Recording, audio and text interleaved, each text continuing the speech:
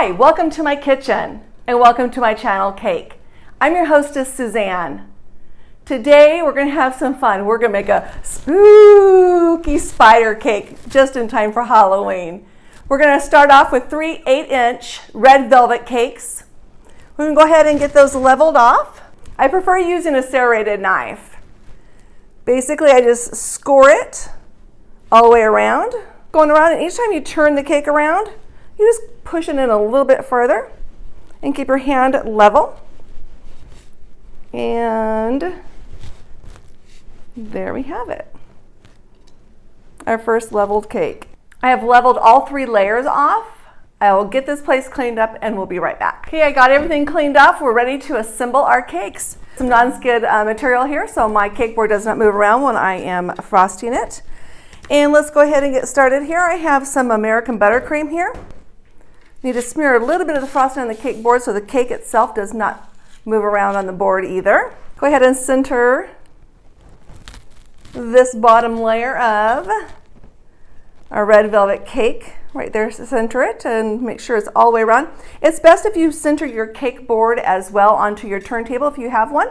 That way you can make sure everything's aligned when you're turning it.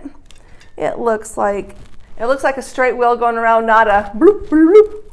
Now we're going to fill this first layer. I'm going to create a dam with this buttercream. I just have it in a decorator's bag. I'm just going to go around the edges of this first layer, trying to make it as even as possible and somewhat close to the edge.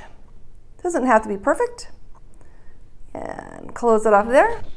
And then we will take our cream cheese filling. What's better with a red velvet cake than a cream cheese filling? Go ahead and plop a good amount here in that middle. Spread it around. When smoothing out your filling, it's best just a swish, swish, swish, not to try to pull a little bit over onto the cake at a time. Just expand it as you go. It's going to be a beautiful, spooky cake. And it's going to taste really, really good too. Try to make this as level as you can. You don't want your cake all wonky. And let's just go around one more time here. Center that right on the first layer. I like to take my fingers and go around the cake like that to make sure it's pretty level. Okay. We'll go ahead and take our buttercream to create a dam on the second layer.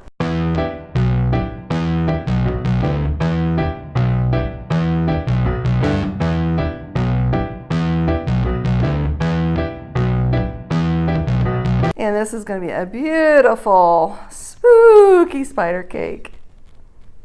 My grandkids are going to love it. And for our final layer, and you guys know what we're going to do. We're going to turn this puppy upside down. That creates the flattest cake. Okay. And we're going to do our little fingers on the side trick again. And make sure it's all level. Push it down a little bit, make sure it's level that way. I'll stick her in the freezer for about 15-20 minutes and we'll be right back. We've taken her out of the freezer. Now it's time to crumb coat her. This is just a thin layer of frosting just to seal in the crumbs. So when we do our final coat, none of those crumbs pop out. So basically, it doesn't have to be pretty. Let's go ahead and take our offset spatula and plop a good amount here. A little bit more. And go around and around and around. It doesn't matter how you do this. Start on the side, start on the top. It's just a preference. Again, this is a red velvet cake with a cream cheese filling, and it's going to be a spooky spider cake. Have I said that enough? I might say it a few more times. I'm using a separate bowl for the crumb coat. I don't want to contaminate my final frosting with the crumbs from the cake. That would defeat the purpose of doing a crumb coat.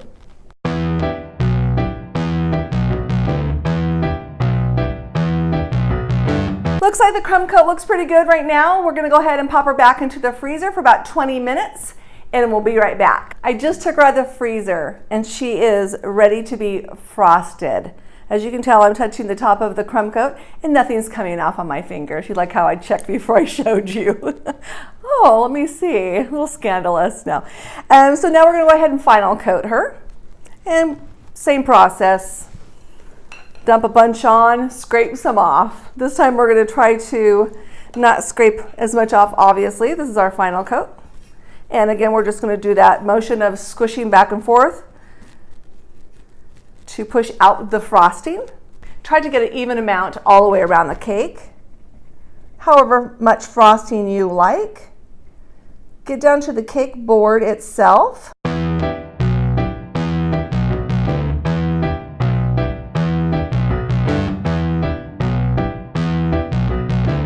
Okay, she's coming to. Not sure why I think cakes have to be women or female.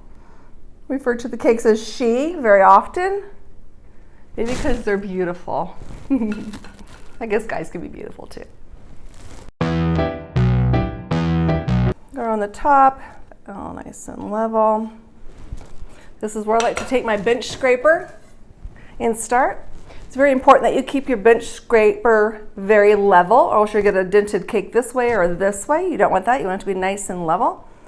So I take it, and you want your bench scraper about a 90-degree angle from the cake. A nice pie-sized wedge should fit between there. And take it around and around and around and around. It's looking pretty. Let's see here. Maybe a little bit more. Lightly this time. I don't want to take off too much frosting. It tastes pretty good. On these corners here, you want to make sure your offset spatula is pretty clean. Pretty clean. A little cleaner than that. And you'll take it and you want to hold your bench scraper pretty flat, if not just a slightly angled up. And very gently, kind of like an airplane swooshing, go up, down and up.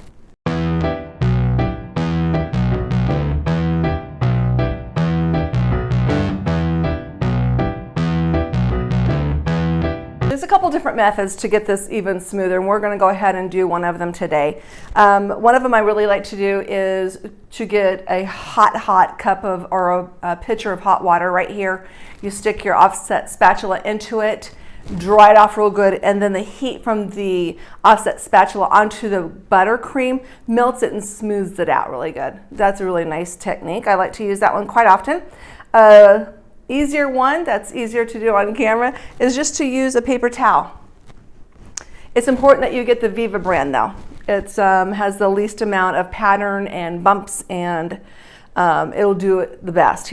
Put the paper towel on here, the Viva paper towel, and use your hands, or if you have a fondant smoother, it's a little bit easier. And you just go over it like that, and you lift it off, and you move it over. You don't want to apply too much pressure.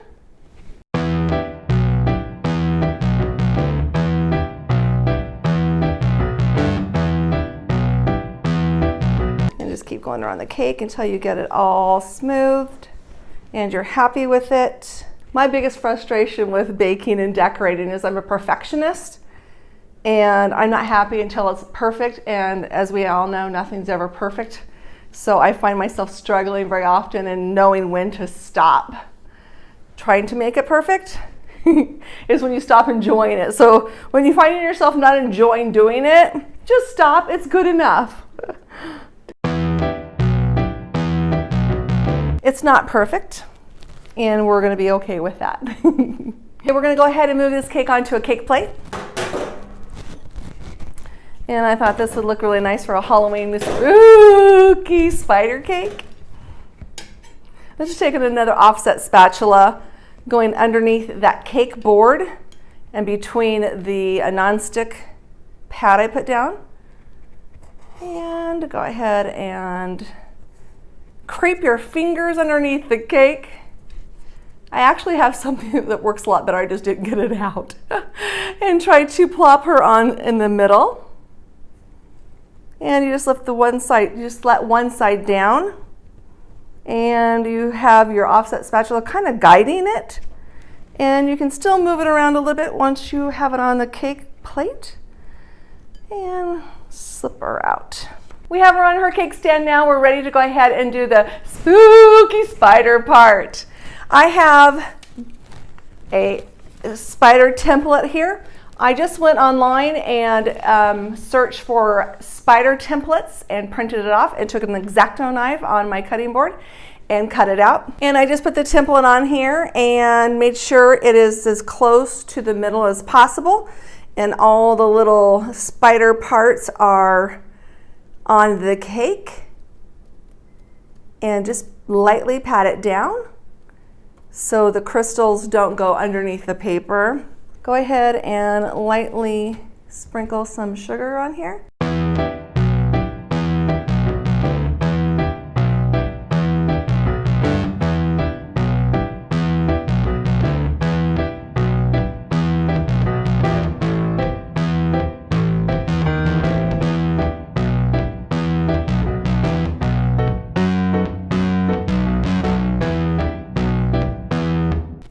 Okay, I think I have her pretty well covered up in black. And we're going to try to take her to the kitchen sink and dump off the excess before we pull up the template. Wish me luck. So here she is, our spooky spider cake, almost finished.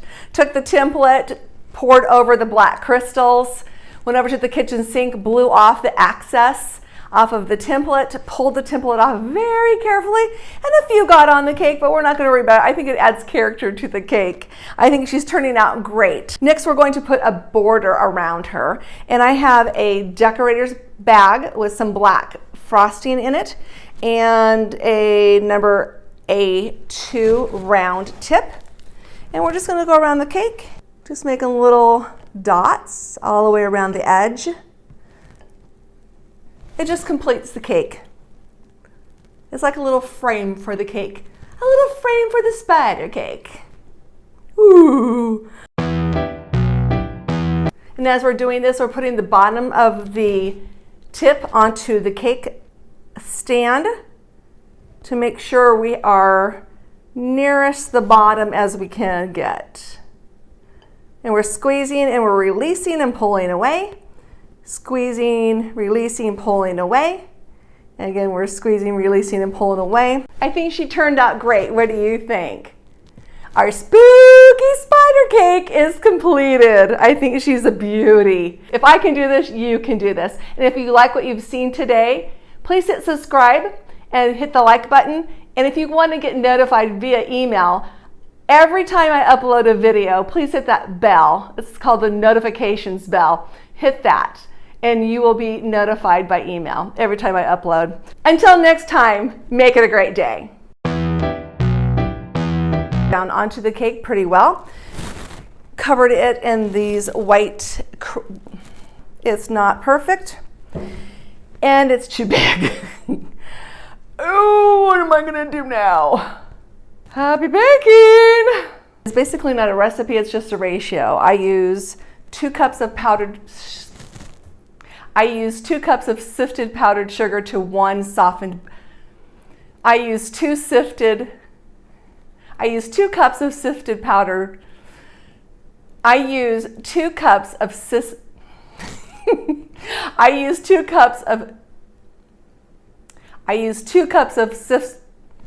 maybe I just won't give you the recipe. We'll edit that out. It comes off on our fingers.